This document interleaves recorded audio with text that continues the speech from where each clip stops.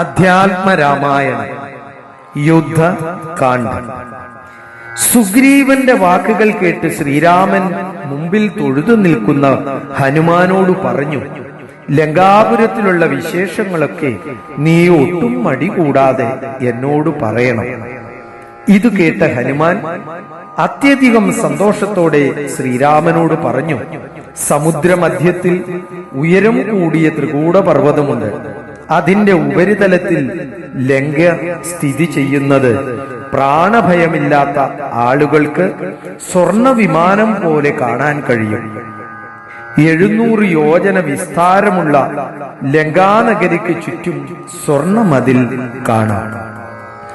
സ്വർണ നിർമ്മിതമായ ഭക്ഷണശാല, നാടകശാല, നടപ്പന്തൽ, കുളിപ്പുര, മദ്യശാല എന്നിങ്ങനെ ലങ്കാപുരിയിൽ നിർമ്മിക്കപ്പെട്ടിട്ടുള്ള അലങ്കാര ഭംഗികൾ വർണ്ണിക്കുവാൻ 1000 നാവുള്ള അനന്തന് പോലും കഴിയുകയില്ല. ലങ്കാവിവരണം. ലങ്കാപുരത്തിങ്കലുള്ള വൃത്താന്തങ്ങൾ ശങ്കാവിഹീനമെന്നോടറിയിക്ക നീ. കോട്ടമതിൽ കിടങ്ങെന്നിവയൊക്കവേ കാട്ടിത്തരിക വേണം വചസ്സാ ഭവാൻ.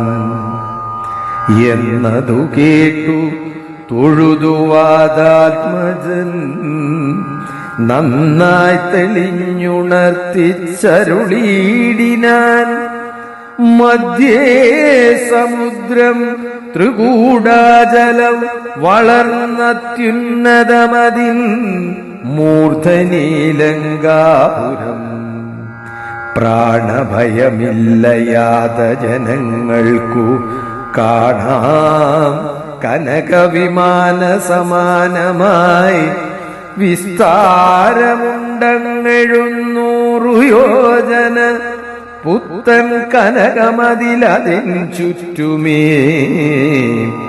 ഗോപുരം 4 ദിക്കിങ്കലുമുണ്ടതിശോഭിതമായതിനേഴു നിലകളും. അങ്ങനെ തന്നെ അതിനുള്ളിലുള്ളിലായി പൊങ്ങും മതിലുകളേഴുണ്ടൊരുപോലെ. 7 നന്നാലു ഗോപുരപന്തിയും ചൂഴവുമായി 28 ഗോപുരം. എല്ലാറ്റിനും കിടങ്ങുണ്ടത്യഗാധമായി. ചൊല്ലുവാൻ വേല യന്ത്രപാലപന്തിയും. അണ്ടർഗോന്ദിക്കിലെ ഗോപുരം കാപ്പതിനുണ്ടു നിശാചരന്മാർ 10,000. ദക്ഷിണ ഗോപുരം രക്ഷിച്ചു നിൽക്കുന്ന രക്ഷോവരരുണ്ടു 100,000 സദാ ശക്തരായി. പശ്ചിമ ഗോപുരം കാക്കുന്ന നക്തഞ്ചരരുണ്ടു 10,100,000. ഉത്തര ഗോപുരം കാത്തു നിൽപ്പാനതിശക്തരായുണ്ടൊരു കോടി നിശാചരർ. ദിക്കുകൾ 4-ലുമുള്ളതിലർത്ഥമുണ്ടഗ്രതയോടു നടുവുകാത്തിടുവാൻ.